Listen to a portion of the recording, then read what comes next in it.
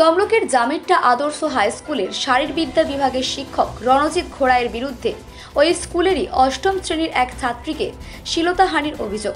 স্কুলের প্রধান শিক্ষক ও ডিআইকে লিখিত অভিযোগ করলেন স্কুলের অভিভাবকদের একাংশ। স্কুলের অলিখিত প্রধান শিক্ষক হিসেবে রাজত্ব করতেন অভিযুক্ত শিক্ষক। আগেও কুকর্মের রেকর্ড রয়েছে ওনার নামে অভিযোগ প্রধান শিক্ষকের। তমলুকের জামিরটা আদর্শ হাই স্কুলে প্রধান শিক্ষকের নিকট ডেপুটেশন দিলেন ওই স্কুলের ছাত্রছাত্রীদের অভিভাবকের একাংশ। অভিভাবকদের অভিযোগ, এই স্কুলেই পাঠরত এক অষ্টম শ্রেণীর ছাত্রীকে শ্লীলতাহানি করেছেন এই স্কুলেরই শারীরবিদ্যার শিক্ষক। ঘটনার সূত্রপাত দুর্গাপুজোর পূর্বে। দুর্গাপুজোর আগে অভিযুক্ত শিক্ষক রণজিৎ ঘোড়াই এক অষ্টম শ্রেণীর ছাত্রীর আর্থিক দুরবস্থার সুযোগ নিয়ে তাকে সাহায্যের নাম করে শ্লীলতাহানি করেন।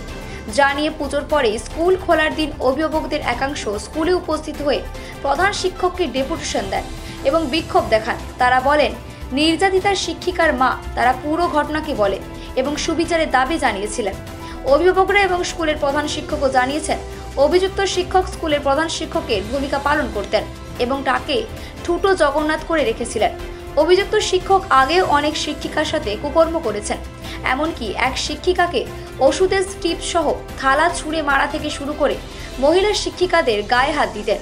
স্কুলে অভিযুক্তের কুকর্ম নিয়ে প্রতিবাদ করলে প্রধান শিক্ষককে হুমকির শিকারও হতে হয়েছে। এমনকি ওই অভিযুক্ত প্রধান শিক্ষককে সন্দীপ ঘোষের পরিণতি দেখাবেন এমনই হুমকিও দেওয়া হয়েছে অভিযুক্তদের পক্ষ থেকে। এ ব্যাপারে প্রধান শিক্ষকের তরফে বারবার ডিআইকে জানানো হলেও কোনো ব্যবস্থা নেওয়া হয়নি।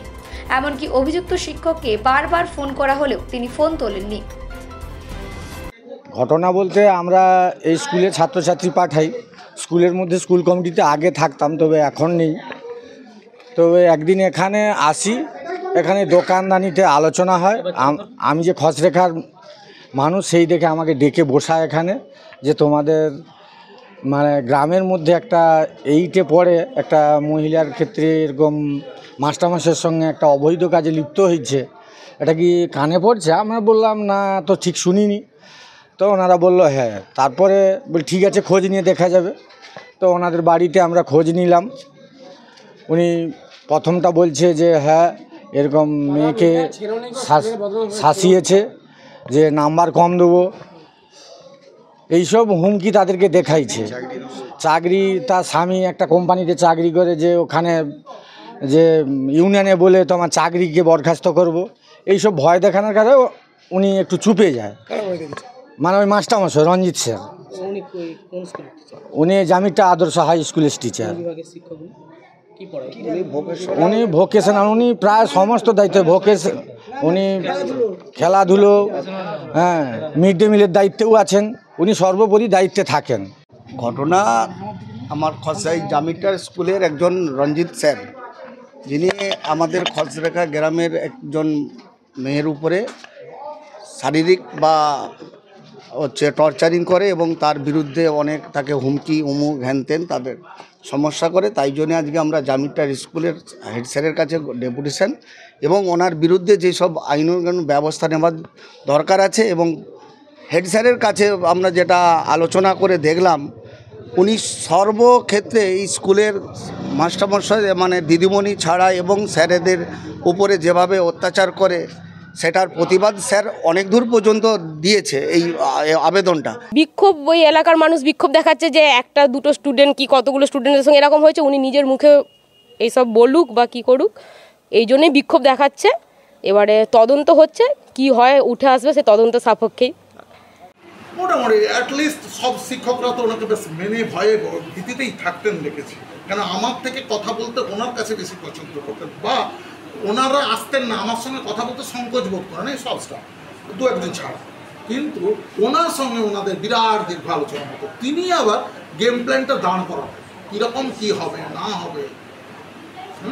যেমন আমাকে এই সরস্বতী পুজোর একটা ছুটি নিয়ে রিসেন্ট ইভেন্ট, একটা গভর্নমেন্টের একটা ভুল হয়েছিল, সরস্বতী পুজোটা 5ই মতো দ্বিতীয় দিন না তৃতীয় দিন, 2 দিন ছুটি ছিল। তা আমি যখন বললাম, হ্যাঁ ট্যুরের আগে নিয়ে হয়েছে, ট্যুরের আগে সন্দীপ ঘোষের মূলত ওনার উদ্দেশ্য ছিল ট্যুরটা স্কুলকে করতে দেবো না। ওষুধ এই ওষুধ দিয়ে এই উষাদি আমার গ্রুপটি, শুধু তাই না, এই আরেকজন শিক্ষিকা আছে, ওনার সম্পর্কে অভিযোগ এসছে, মানে ডাইরেক্ট বলে দিচ্ছে আমাকে পাবলিক করে, আমি কিছু করতে পারি না, কারণ এই শিক্ষিকারা তো মুখ খুলছেন না, ওনাকে জড়িয়ে ধরছেন চাদর দিয়ে, আমাকে ফোন করছে স্যার ওই যে পিছনের শিক্ষিকা ওনাকে হচ্ছে জড়িয়ে ধরছে, আপনি কিছু বলছেন না, কি বলবো? শিক্ষিকা যদি আমাকে না বলে, তারা যদি অনুমতি দেয়, আমি কি বলবো? মানে এইরকম নানা রকম সমস্যা চলছে, প্রত্যেক স্টাফকেই কম বেশি মানে ভালো রকম খারাপ অবস্থায় আছে, সোজা কথা খারাপ অবস্থায় আছে। আমি আমারটা দায়িত্ব নিয়ে বলতে পারি, যেহেতু আমি একটা অফিসিয়াল চিঠি করেছি, এই চিঠির বলে, কিন্তু আজকের যে ঘটনা ঘটেছে এটা আমি এসআই ম্যাডাম বা আমার ঊর্ধ্বতন কর্তৃপক্ষের সঙ্গে আলোচনা না করে আমাদেরকে ঠিক আছে।